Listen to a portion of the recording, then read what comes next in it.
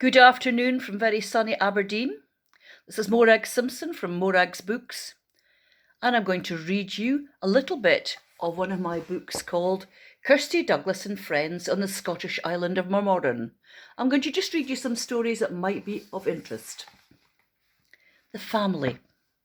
In the island of Marmoran, quite close to Aberdeen, live several fine families, including the family McSween. The daddy is the doctor, the mother is the vet. With their two children, Kirsty and Douglas, they're the best you ever met. The little town of Marmoran is very small indeed, but it has all that you might wish for, everything you need. It has some shops, a hairdresser, post office and tea room. It even sells bouquets of flowers when they are in bloom. Within the island as a whole, B&Bs and farms abound. In fact, it is said that in Marmoran more sheep than people are found. The beach it is exquisite, the beach it is the best. For children especially who live here, they never have a rest. They're playing on the sand, building castles all day long, or catching cockles in their nets from Mr. Fish's shop on the prom. They play imaginative games or types of hide and seek, skipping games, jacks and balls, not forgetting frog and leap. The lovely minister at the church keeps everybody happy. Not only does he work on Sundays, no, that hardly matters, with cups of tea all times of day and cakes that taste so good.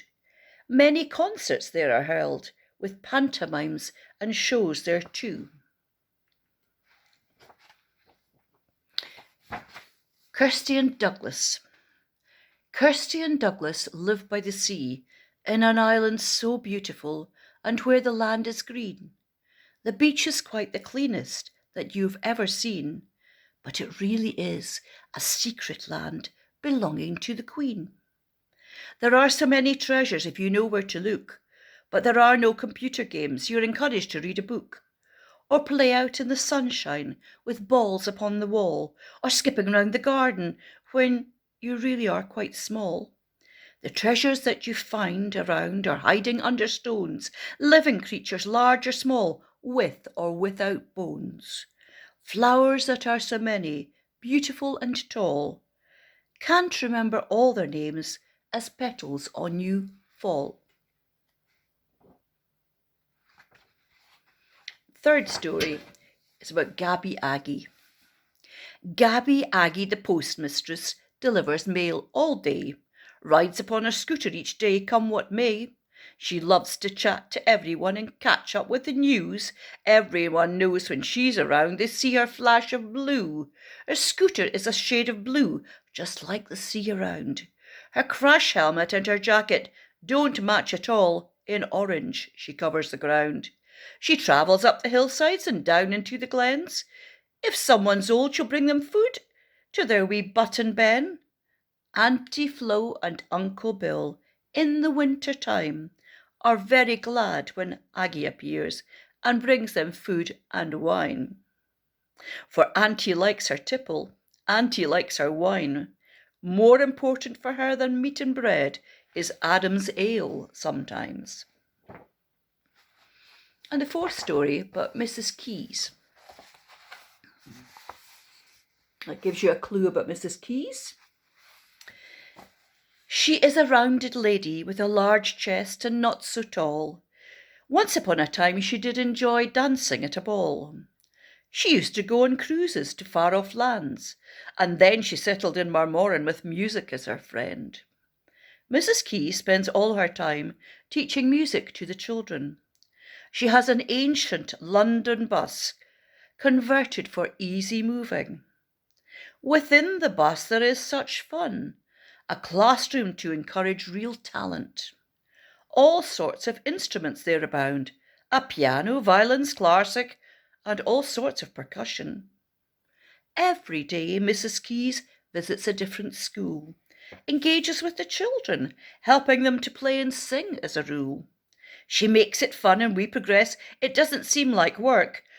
We are the only island from which our choirs win competitions, not just by luck. Mrs. Keys, for me at least, has brought music alive, instruments to play, and then we all just want to jive.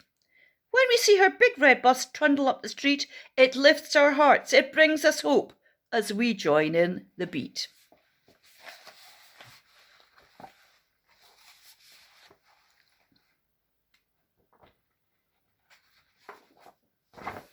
And the fifth story about the small boy Bo. There is a young boy on the island whose family moved in from the Highlands, born with white hair, which is really quite rare, all curly on top, which makes people stare. The boy is called Bo, and he has a rare gift. One day when quite young, he asked Mum for a lift. Onto the piano stool, Mum placed her son, and goodness gracious, he had such fun. A musical genius is the little boy Bo, plays the piano up and down, to and fro. The sounds that he makes are quite exquisite. All from this little boy, we await his next visit. But this little boy, the musical genius, has a real worry that concerns very few of us. His worry is that he is visually impaired, means he doesn't see too well, thinks nobody cares. If cars drove themselves, then he wouldn't have to worry. He would be so independent and be able to make curry. His pussycat Jess just loves when he plays, and he will entertain audiences all of his days.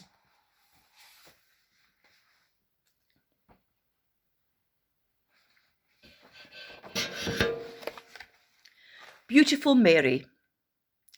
A beautiful girl at our school, Mary is her name, with eyes of blue and golden hair plaited like a horse's mane. But Mary's not a typical girl. Dolls are not for her. Mary's known as a tomboy, even with her golden curls. She carries around small boxes full of insects all, especially in the summertime when she has quite a ball. She keeps caterpillars in a box, likes to watch them shed their skin, whilst into butterflies they change and fly off on the wing. Tadpoles she keeps in jars around the house until they grow back legs, then they grow their front legs, and then for meat they beg. The tail becomes absorbed. Metamorphosis occurs. One small tadpole has become a frog. Its new being has emerged. And Mary, sometimes really naughty, keeps white mice at school, lets them out at playtime, then returns them to their box as a rule. But one day teacher returned to the class early, and the mouse didn't do as it was told. The poor young teacher jumped on the table. She was not so bold.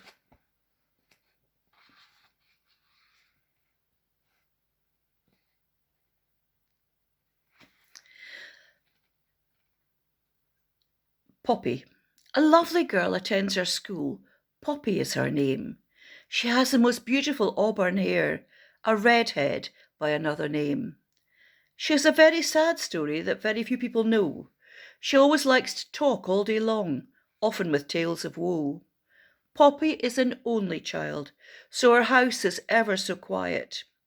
She has to make up for that at school, as Poppy loves to cry out. For Poppy's parents, both deaf and dumb, can neither speak nor hear. Sign language is always used at home. They never even hear a creak. Poppy has a gift most rare. Her singing voice is one of the best. She sings so sensitively, pouring out her feelings as she puts her voice to the test. It makes me sad knowing what her parents are missing, as her voice soars upwards, and all they can do is blow her kissings.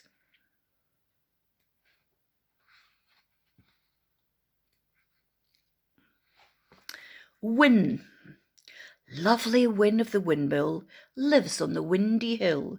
She's lived there for years with her lovely husband Phil. The windmill makes the energy to warm her little house. She shares with her dear husband and cats, hence never a sign of a mouse. They both are vegetarians who eat the plants they grow.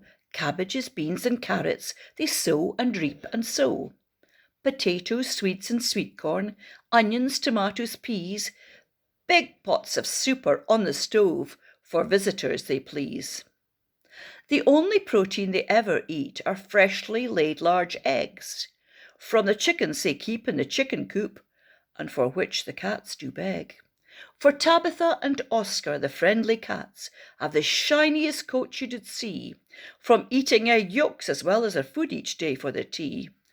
The only problem with lovely Win, who eats her greens each day, is that it makes her windy all of the time with eating all that hay.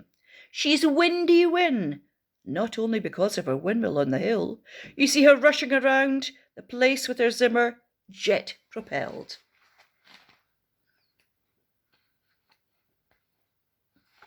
Mr. Broom the Farmer.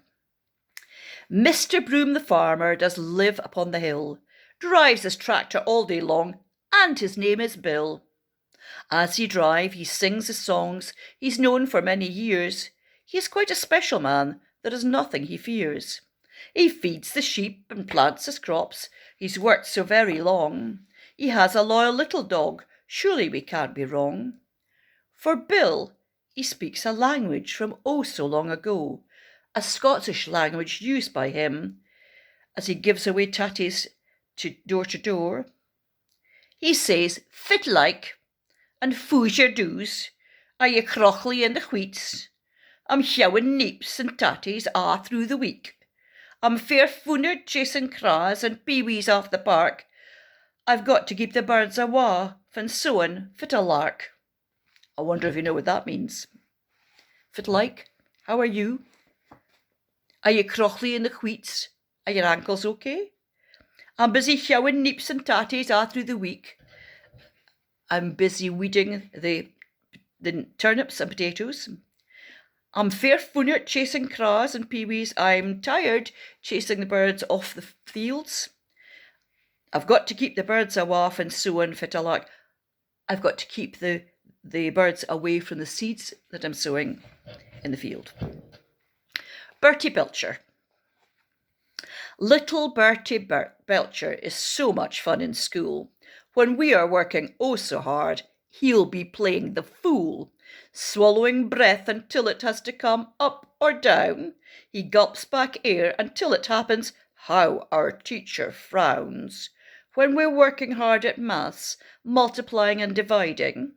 You can guess what Bertie does. For sure he's doing neither. He's drinking fizzy pop at break whilst jumping up and down. The noises that he makes it after, he really is a clown. Sister Martha Belcher has another problem. Smell her wind for miles around. It mingles with the blossom, if you're lucky. When it comes to winter time and no flowers are in bloom, her smell goes wafting round the class. Says Miss Perfect, get out of the room. She lectures us about passing wind, saying the classroom is not the place. Please go to the toilet if you have a problem, just in case. Nobody within our school should behave like that in class.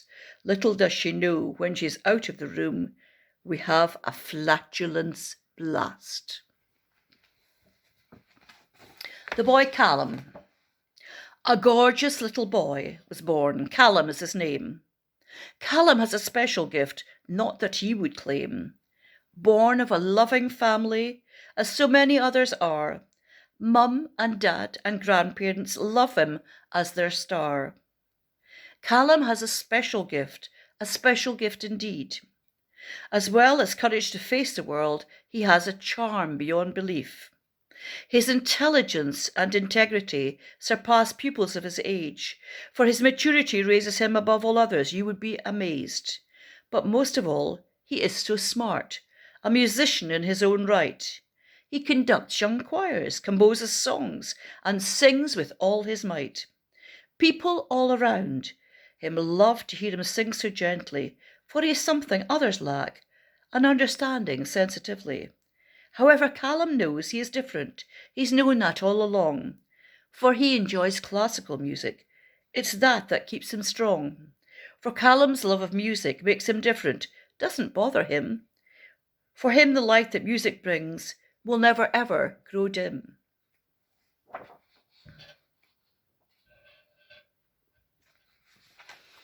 Auntie Flo and Uncle Bill. Dearest, sweetest Auntie Flo lives upon the hill, has no electricity, just lives there with Uncle Bill. Bill, he is a farmer, looking after sheep all day.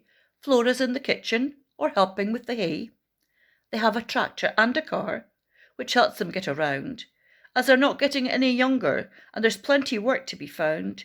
With no electric, light or heat, they have to make their own, collecting firewood for the fire or making candle cones. The toilet is another matter, quite so very old. Round the back and in a shack, if you do feel so bold.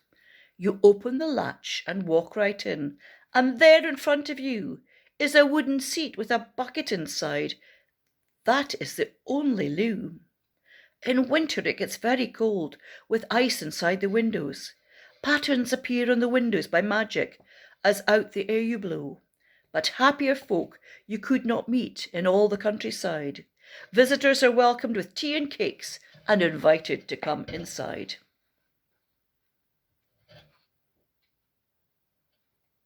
I think we'll make this the last story. The island of Marmoran Tea Room. Next to the church in Marmoran, a little tea room lies, full of quite the tastiest cakes you've ever tried. Millionaire shortbread, lemon drizzle cake, scones and many tasty treats, all just freshly baked. Teas and coffees of all flavours, juice for the little ones. Babies are catered for too, with an area for their mums. To heat up bottles and baby food to cater for babies' needs. For next door at the church, many social groups do meet. The amazing thing about the tea room is the many groups who meet.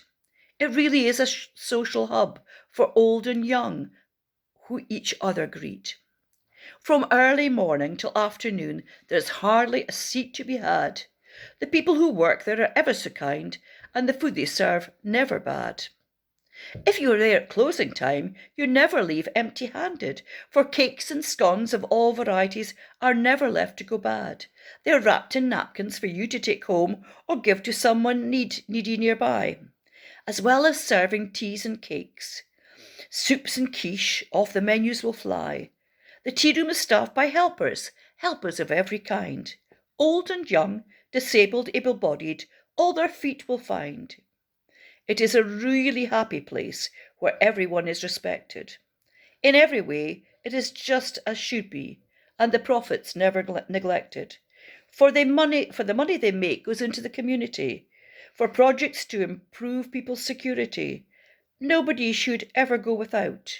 No hunger, loneliness, in no way unable to get about. Thank you for listening.